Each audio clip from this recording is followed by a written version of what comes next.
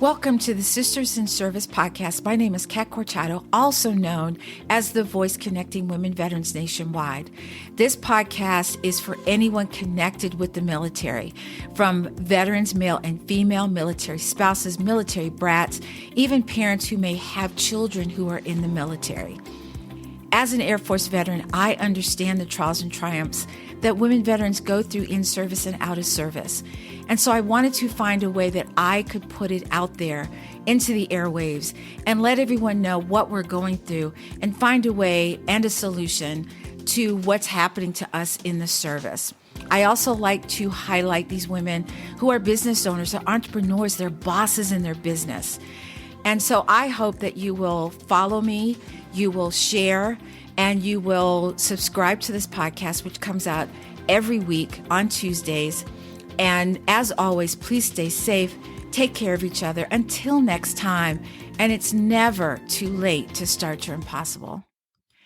Welcome, Sisters in Service, to another segment of the podcast. This is one that I've been doing with military families with special needs kids. And this is my first one with my guest, Kelly Ihme. And she's actually active duty guard. So we get a chance to speak with her a little bit. So Kelly, welcome to Sisters in Service. How are you? I'm great. Thanks for having me. Of course. So I'm super excited because the other people I've talked to were either a veteran or they worked for a veteran service organization. So you're my first active duty. So welcome and thank you for being here. So Kelly, you are in the Air Force. You're actually Guard, correct? Yes, I'm Air National Guard. Mm-hmm. And you were in the Air Force. And so I always ask people this question. Did you pick the Air Force or did the Air Force pick you? I picked the Air Force. So my journey in the military started quite a long time ago. I'm not a military brat per se, but everyone around me, uncles, grandparents, grandmother, grandfathers, all had been in the military. And my dad was too young for Vietnam. So I kind of missed that, but the military was always there. And I had actually almost joined the Navy. I had gotten all the way through MEPS. I had, gotten as far as raising my right hand to be commissioned in the Navy. And I talked with a mentor and he said, you want to wait. Just don't make this decision now. Just wait. And I did. And then 9/11 happened and I joined the Air Force and haven't looked back since. Wow. So it's interesting you said that because I'm retired Air Force. I almost went in the Navy. Here's why. Because I thought their dress whites were amazing. And the recruiter was like, you don't wear those all the time, right? And they're a bear to wash. So what was it about the Navy that pulled you that way, at least in the beginning? So my specialty is psychiatric nursing. And of all the different branches, that recruiter, the Navy recruiter, said, we promise you can stay in your specialty. And the other recruiters at that time, and it was again pre 9/11 and all that, did not give me that same good feeling. They're like, oh no, a nurse is a nurse. You're going to go. You'll be in the ER. You'll be doing this. And I'm like, no. I can't do any of that stuff. I talk to crazy people and I love it. And Navy was like, we'll let you do that. And you get to do it on a ship. And I'm like, wait a second. I have a deathly fear of the ocean. At the time, I don't have that anymore. But at the time I did, I'm like, oh my God, what am I thinking? No. Stop. And by the time I joined the Air Force, they're like, oh no, we absolutely need psych nurses. We definitely want you in and you will get to stay in your specialty. And I'm like, oh, I found my people. Absolutely. Yeah. A guy told me, the recruiter was like, look, you've been Air Force all this time as a military brat. He pretty much just told me to stay in my lane. And I did. And I'm glad I did, because it was familiar to me. And yeah, being on that much water. Yeah. I'm a little bit of I think it's cool until you see all that water and go, huh. Well, there's no way out of this. Yeah. Can I change my mind, please? All right, Kelly, tell us a little bit about your kids. I know we chatted briefly, and you said that you had two kids that were on the spectrum out of the three that you have. Yeah. Did you have your kids while you were active duty, and what kind of resources were available to you? Or did you know what resources were available to you at that time? I've got three kiddos, 14-year-old boy, and then 12-year-old twins, boy-girl twins. And I was regular Air Force, so Reg F, when my first son was born. And when he was about 4 or 5 months old, I transitioned to the reserve. That was a multifaceted decision. Some of it was our ops tempo in behavioral health at the time was so high. I had just gotten back from a deployment, had my son, and they were already going to send me again. And I'm like, oh, no. My husband's military as well. He's active guard also. And like something's got to give. We want to stay here in Colorado. We want to have a stable family life. And so I went reserve, great reserve unit. And at the time, we didn't know that anything was wrong with Kai, with my oldest. You know, he was a quiet baby. He was our first baby. We did all the neurotic parent things, make your own food, cloth diapers, like full Colorado hippie. We were super granola.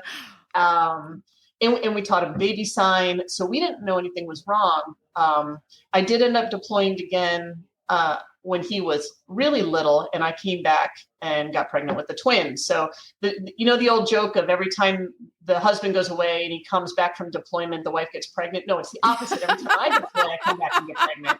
And my husband's like, "You're not allowed to go get deployed anymore." I'm like, all right, or we can do a surgery. That fixes it. So then I had the twins. And even though I was a reservist, I was activated locally with Air Force Space Command. So I was active reserve a good chunk of the time. Stable home life right there at Peterson. We were able to stay local and have family support. And then it was about the time that the twins were maybe 6 months or so. We were trying to transition Kai into like the next room at Montessori. They went to daycare at Montessori, and the preschool, I guess they considered it preschool. The preschool teachers were like, well, we can't transition him because he's not talking yet. I'm like, yeah, but he's fluent in sign. Like he uses almost 200 signs, and our pediatrician hadn't given us any indication that anything was wrong. He'd had tubes in his ears for ear infection, so we knew he could hear, we knew all that. And they're like, no, he should be speaking words. So the state of Colorado has a Head Start program. I think many states do. And so we were referred to Head Start, and the gal came out and did an assessment. And she said, I think something's up. I don't 100% know yet. And she noticed some of the same behaviors in Kai that she noticed in his younger brother, Orion. Some of the things, the way he looked at things, the way he just looked around. And we got help from her for probably 3 or 4 months. She was coming to the house, doing some speech therapy, doing some just interaction with Kai. And she wasn't able to make the diagnosis, but she goes, I think we have the A word here. I'm like, autism? What? Autism? I mean, I worked in child psych. Before I joined the Air Force, I worked on a very acute child psychiatric floor in Virginia, adolescents and younger kids, and we rarely got children with autism. And when we did, nothing presented like what I was seeing in my son. So I really didn't have a whole lot of familiarity with it. And right around the time she was saying what might be the A word, I got picked up for Air Command and Staff College, and we moved to Alabama. In Alabama, that's when we got the formal diagnosis by a psychologist. So I was still active reserve, so active duty, but in the reserve. Right.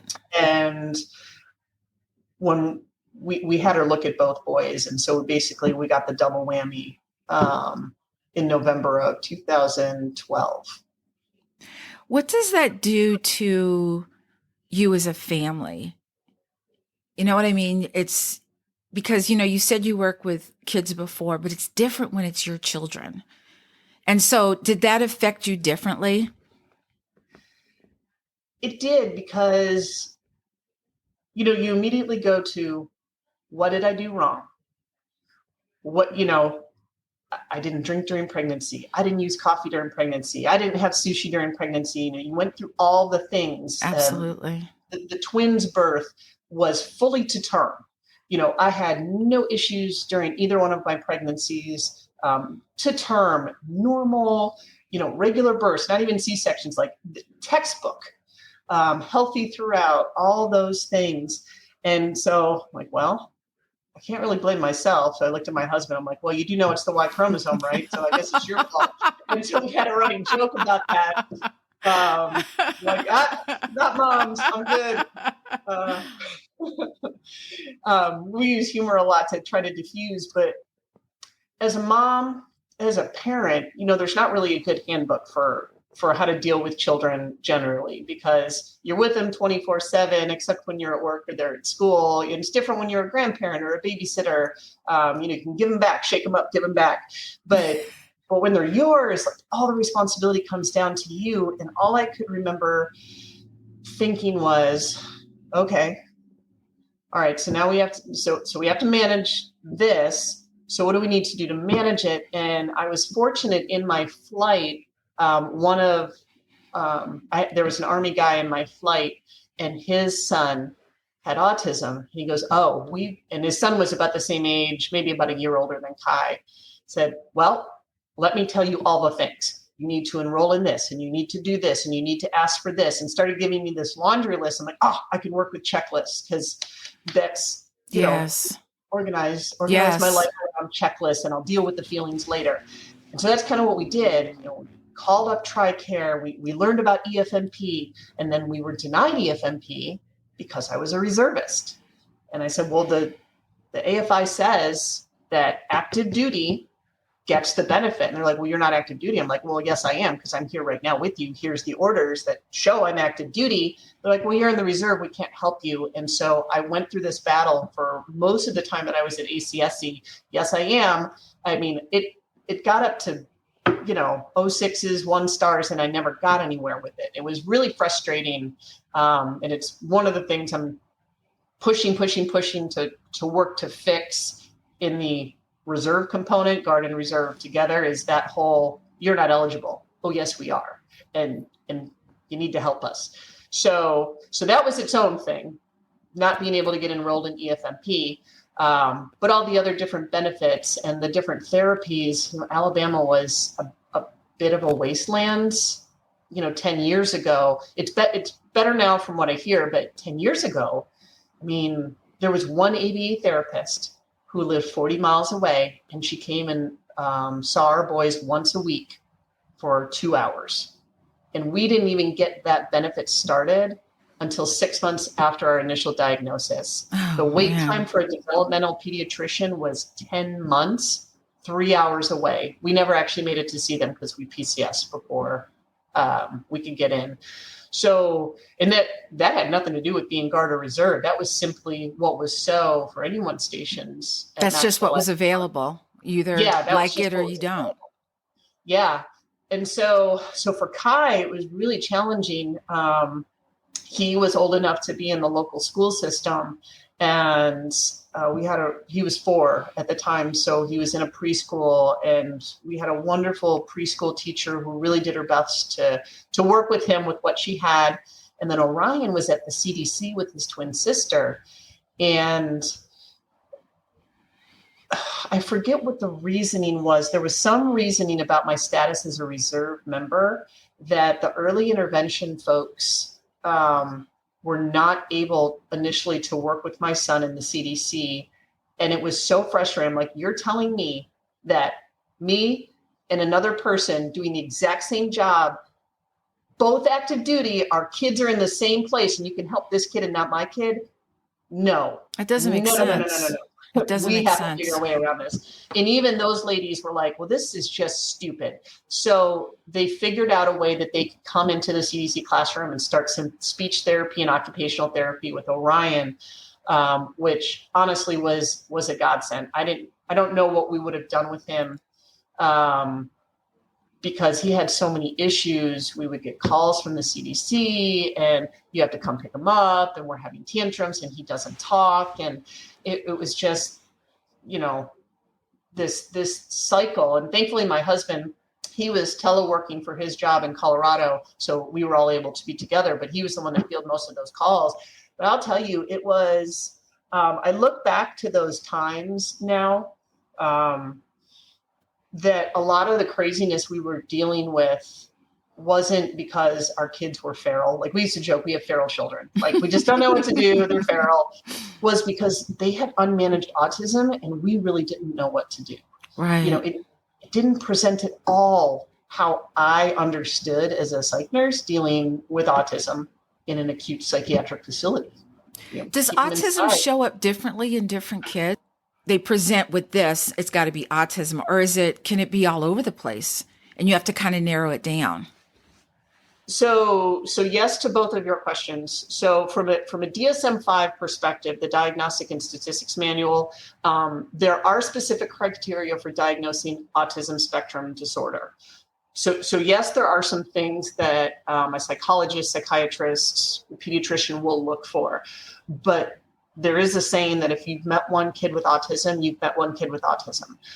Even my boys present differently in their sensory issues, their emotional issues, their social understanding, their cognitive development. Our older son is more profoundly disabled.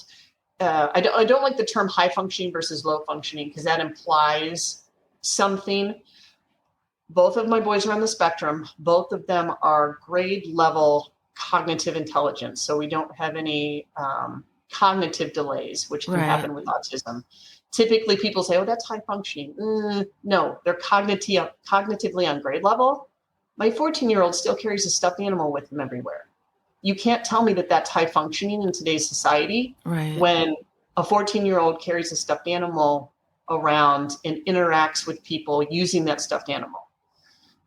Because interacting with the world in any other way is really challenging for him. Whereas my younger boy, he's extremely verbal. He's very precocious. He taught himself to read when he was little using his tablet. We had books that would read to them. And when he started talking at the age of 4, he just started by reading road signs. We didn't even know he could read because he couldn't talk. And he just started blurting out road signs. We're like, what? That's Ryan. I remember we were driving down the street and all of a sudden he said something like pastry shop. And we're like, what? Where did that come from? Who did that come from? And we couldn't figure it out. And he is very, very intelligent. He's extremely bright. And again, his verbal skills and his reading skills are kind of off the charts, but it took a while to get there. So you'll look at both boys and people will say, yeah, we were wondering if your oldest might have autism just because of the way he presents and the way he holds himself. Whereas Orion, we're like, oh, he has autism? I'm like, just wait. Talk to him for a little bit and you'll get it. So let me go back to something you said about how the resources that you were trying to use were unavailable to you. Was that ever resolved? After Air Command and Staff College, which for folks who don't know, that's a roughly 10-month in-resident professional military education. For Air Force, it's at Maxwell Air Force Base in Alabama. While we were there, that's when my husband got picked up for his active guard tour, and we PCS'd to Kansas, McConnell Air Force Base. It's a co-located facility, so it has RegAF, reserve, and a guard unit there. Once we got there, we took my husband's orders over to the EFMP office on the RegAF side of McConnell, and they said, oh, yeah. I don't know sure. No problem. You're like, wait a minute. We're not sure why they didn't do it down there, but here we go. So that's where we first got Q-coded and services opened up. And actually, we were really happy to get Wichita. Initially, let me back up. I was not happy to get Wichita, Kansas, because Kansas was never on my list of places to go. I don't think it was ever on anybody's list to go. I remember my husband called me up, and I was in Costco in Montgomery, and he's like, "So we're moving to Wichita." I'm like, "You have fun with that, darling." I'll see you later. Vince and I will be back in Colorado. So, Wow. but the cool thing when we started doing some research is that Wichita has one of the largest world centers for autism care in an organization called HeartSpring. And when we moved there in 2013, it took probably about 2 or 3 months. We got enrolled in the FMP. They told us, okay, there's all these services that you can get. And in the meantime, my mom had a good friend who her job was as a special needs coordinator at a school. And so I'm originally from Western New York. And so she had me talk with Barb, and Barb said, okay, here's what you need to do. Here are the questions you need to ask a provider. Here are the resources you need. And she started blurting out words of things like, you need a PECS, and you need ABA, and you need this, and you need that. I'm like, what is PECS? What is all that? Yeah, I didn't know any of those words. And she goes, you need a sensory room, and you need this. And I mean, I still have the list somewhere because it was just all of this stuff. And so I went in having a little bit of knowledge. And in our application for HeartSpring, because the wait list, again, just like everywhere, the wait list is months and months and months. And I'm like, look, our oldest barely speaks. He's an escape artist. Within, I don't even know if it was a week of us getting to Wichita, he got out of the house and we couldn't find him. And we almost had to call the police, and he doesn't come to his name, and he doesn't know his name, and he doesn't talk. And we had to put locks on all of the doors high enough that he couldn't get out. And that kind of thing happened in Alabama too, but we were living in the family camp. Right. And so all the campers around us knew that if they saw the kids out and we weren't there, just bring them right back home. So he would get out. Orion, because he wasn't quite 4 yet, all he did to communicate was scream. So here we are, we're in a new place. I don't know anybody in the state of Kansas. My husband's at a new job. I was in the process of transitioning to my new unit where I was going to be a director of operations. So having to handle a big job, 3 kids, nobody, and I've got an escape artist and one that just screams. And so I remember Ashley Bennett, she was the first BCBA we worked with. She said, I remember reading your application and thinking, if we don't help this family right now, someone's probably going to end up dead. And I'm like, yeah, you're right. Because all it would have taken is Kai to get out in the street and someone not see him. And it would have been like that. So she was able to rush our application through. And so we only had to wait about 3 months before they were at the house intervening. And we were getting about 20 or so hours of ABA a week, both in the home, in the office. They got Kai enrolled in speech. They got Orion enrolled in speech and OT. And for a number of years, it was that aggressive all the time. And it's the only reason we're standing as a family. Well, let me ask you, when you PCS, how does that affect, you've got your mom hat and then you've got your military hat. It seems as though they're switching. How does that affect your job? Because it feels as though, from what you're saying, and correct me if I'm wrong, that you've got the military hat on and the mom hat on, and you're always going back and forth like this. Is that correct? So I will be the first to admit, and I only came to this realization just a few years ago, I did not manage the first 10 years of my kids' lives well. I didn't. I was angry at the kids a lot. I mean, I was raised in an angry household, so it was kind of the default parenting setting was Yes. kind of yell. But I was angry at the kids for things that they couldn't help. And I didn't realize that. Um, the fact that he's screaming is not a reason to scream back at him. He can't speak. He can't. Yeah, right. Yeah. And even though we received a lot of parent training, I was always very resentful and very angry anytime the school called or anytime, a babysitter didn't want to be a babysitter anymore. Not necessarily at them. I was mad at the kids. Right. Ugh, why? Like, I am trying to work. I'm trying to do a job here. I'm trying to be focused. And Now you got to I switch hats. I had to switch hats, and I was very resentful.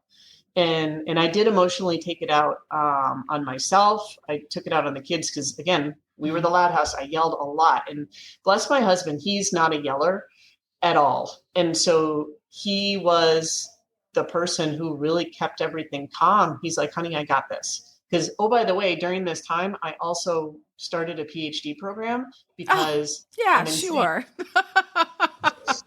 So I'm working Why 3 to 4 not? days a week. Why not? Just do that. Because, I was like, the kids are little. It's going to be fine. It's going to be fine. Yeah. So I was working 3 to 4 days a week as a director of operations of a unit. Our commander was a traditional commander, and she lived in another state. So I only saw her on drill weekends. So really, I was running things on the ground 3 to 4 days a week. Then I would work on my PhD stuff. And then my husband and I would try to manage the kids with all the different therapies and the appointments and everything like that. And it was really hard. Yeah. And I was resentful, and I wasn't a great mom, and I hated being a parent, and I hated being a mom. And so Kelly, let me ask you this. With the added stress of everything, you've got your job that you're in charge of, your PhD, everything else. What did you do to take care of you? Was there any self-care that you thought about, or was it just, you're just stringing days along? You know what I mean? Where you're just trying to get to the next day, the next day, the next day. Honestly, sometimes the schoolwork was a retreat for me. I would usually I didn't work on Mondays usually, and I would take that day to just go to a coffee shop, and for 6 to 8 hours, I would just do schoolwork. Or in the evening time. But for the first year and a half that we lived in Wichita, I didn't deal well at all. And it showed in the job. It was after that first year and a half that I couldn't understand why I wasn't really progressing. And I know my commander, looking back now, my commander was really frustrated with me. I'm like, I'm getting the job done. I'm doing the things you want me to do. But her issue was just how I appeared in the world. Probably, a lot of my tone and maybe my attitude. And you were checking the boxes. You were checking. Yeah, I was very much checking the boxes. I've always been assertive, but I was probably on the point of aggressive during that year and a half. I'll be honest about it. And an opportunity came open for me to take an IMA position at the Pentagon. And my commander was like, where can I sign? I'm like, well, screw you too. And again, that was at the time. Now I understand. I needed to go. Hindsight is 2020. Hindsight is 2020. And oh my God, I think about it. If I was a commander and I had had a DO like me, yeah, I would have been happy to have me go too. So even though I was there for my troops, like my troops really liked me because I was a bear. I would stick up for them, and I was that shield. But anyone peer or above, I was a difficult person to work with. And I think it was just all this trying to keep this mask of my home life is not interfering, because 10 years ago, that was still an issue. Yes. Oh, she can't handle it because her kids are this or that. The whole woman in the Air Force thing, that was still very present. Still a bit, yeah. And I was medical, which is highly a female career field. So honestly, it was even worse because now it's women judging women. And that's not always healthy in the workplace either. So I got this IMA position at the Pentagon, which, if you're familiar, kind of means you can set your own schedule. So it was an absolute relief. I went out, once, maybe twice a year. Did some teleworking on the side. I was doing mental health policy for the reserve. So right up my alley, work in policy stuff so I can do research, already my happy place. And now I don't have to drill one weekend a month. I'm home all the time. I can really focus on school and stuff like that. So that took a lot of the edge off, which nothing ever works out perfectly, because just as the job stuff cleared up, stuff with the kids' school started to amp up in a bad direction. We had purposely picked the house that we lived in because we had heard that the schools were really good, and we were 2 blocks from the elementary school. We're like, great, we can walk to school. It's going to be awesome. And they were not set up to deal with autistic kids. And we fought and fought and fought for about 2 to 3 years. And finally, we went to mediation. We got evidence that one of the special needs teachers was abusing our oldest. And we pulled the boys from school, and I started homeschooling. You're not the first person I've talked to that have said that. And they've had to, one person told me she had to go to court. They had to get a lawyer. And, she said her daughter was doing so well. And all of a sudden she was starting to slide back. She wasn't doing well. She wasn't bringing her homework. And she said they had to fight to get just exactly what was needed, for her child. And it's like, you have to advocate so hard. And it seems like even in today's society, you would think it would be easier, and it's not. No, it was so frustrating to me. And I often I tried to have a hands-off policy with the school, because I am not an elementary educator. And after a year and a half of homeschooling my boys, I am definitely not an elementary educator at all. I don't have the patience for it. As I already said, I didn't have the patience for my kids initially, and now I'm schooling them. We were lucky to get in with, it was a virtual school in a different county. So even though it was homeschool, there was still, I had a curriculum, I had a guide, we had some in-person or like virtual stuff happening well before the pandemic. And the therapist now, because the boys weren't in school, they could come to the house and kind of help out and manage. And so that was really great. And one of the only reasons we survived was that the therapists were there. Each boy had one, and we could kind of go through our day, and then we had a lot of freedom. Mm-hmm. So that was the next year and a half. And then I was getting right at the end of my PhD program. I was just about finished. And my husband's like, how much longer are you going to do this? I'm like, I don't think it's going to be much longer. Right. So, because it was just wearing on all of us. Yes. And luckily at that point, again, we're still in Wichita. My IMA position had come to an end. It had been my 3 years at the Pentagon. And it was at that time I decided to cross-train out of medical and just go a different path and join the Guard right there in Kansas. So that was the switch over to the Guard. And I knew I was going to have to go to tech school. I'm like, all right, well, we need to figure out something, because I'm going to be gone for about 9 months, and we have to figure that out. And the school board in Wichita, the Wichita School District, there had been a number of big changes to key positions that had been obstacles prior to us getting things done for our boys. Mm-hmm. And I went in with a binder this thick in the summer, and I said, okay, this is what's happening. We cannot go back to our home school. We will not go back to our home school, but the boys need to be back in the Wichita school systems. What can we do? And within a week, we had an appointment with a specialist. She looked at our files. We went and toured 2 different schools. She made her recommendations after she met the boys, and we picked one, and it was amazing. And it was all I could do. I remember the very first time I got a phone call from that school. It was on the other side of town. They bused the boys over there. I got a phone call. I think it was from the nurse, and I was already on the defensive. And she's like, Dr. Ihme, nothing's wrong. Like, she started the phone call with, nothing's wrong with the boys. I love that. I just have to have questions. And I'm like, oh my God. Every interaction I've ever had with the school has always been negative. Thank you so much. Fight. for taking down my defenses. And it was great after that. And, we got engagement with the teachers. The boys started making progress. Kai moved up to middle school, and we met an amazing special ed teacher who's still a part of our lives. She's still a friend. And she was the one that said, I think Kai has been miscategorized all this time, and I'm going to fix that. And so she started getting him mainstreamed and moving up to grade level because she saw in him what no one else had bothered to take the time to pay attention to. And that takes a lot of stress off of you too. When you know that things are going, you can kind of like you're holding your breath the whole time.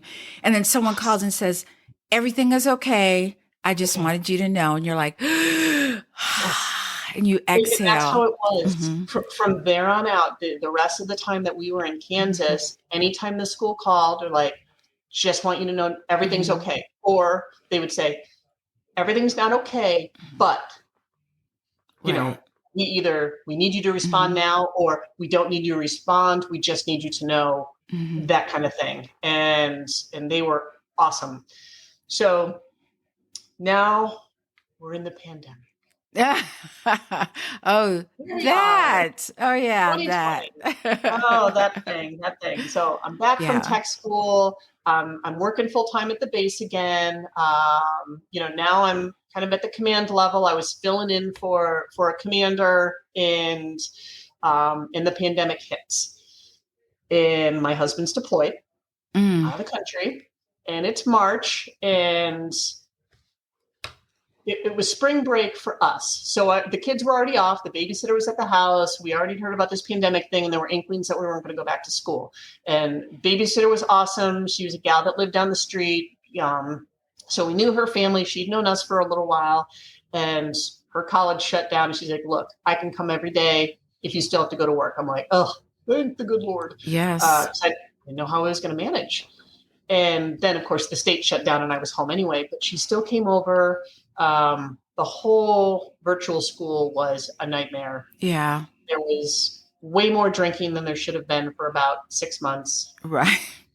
I think you could say that for a lot of people, me included. Yeah.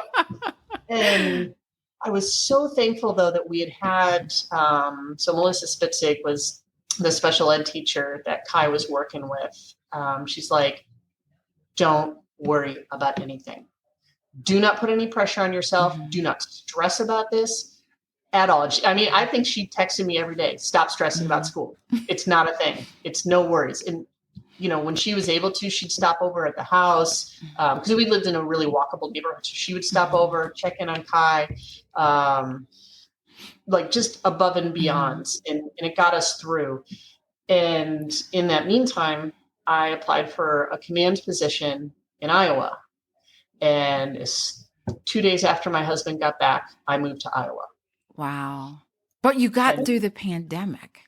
We got through the pandemic. We all got through the pandemic, That was a testament of, talk about patience and everything. Patience. And another thing I forgot to mention, so we were lucky that the respite care program in Wichita really got fired up while we were in the 7 years that we were there. Initially, we didn't have respite care, and then it really got fired up. And by the time we left, we had 40 hours a month of respite care. And, our gal came in, in the evening so I could get a break, on the weekend so I could get a break. And during the pandemic, she would even come during the school day to just kind of give the kids a break from me because I was still trying to work, right? Still trying to do stuff. And so I think compared to what I've heard some other families go through during that initial 2020 and even the fall school year of 2020, we were lucky. I'd been in Wichita a while. I had a couple friends. My daughter had friends. We had resources. So there was some semblance of normalcy, right? Yes. I had backups. Yeah. Before we go, one last question. What would you tell a family that was going through what you were going through in the very beginning, what kind of advice would you give that family? So it's funny. My sister-in-law is really connected in her community in South Carolina, and she's friends with a grandmother who just took custody of her 3-year-old grandson who just got diagnosed. And she started a little group for us, and she said, all right, ladies, just start verbal diarrhea, everything she needs. And, Right. with hindsight, my first thing was, you're never going to know everything, and that's okay. And as long as you're coming from a place of love and understanding, it will be all right. And then here's a checklist. Yeah. I love that, because you don't know, and you may not know, but you just, every day is going to be, it sounds like it's going to be a little different. And I want to thank you so much for being a part of this, and for telling your story. And I'm so glad I got a chance to talk to you. So thank you so much for everyone who's been listening. As always, please stay safe, take care of each other until next time, and it's never too late to start your impossible.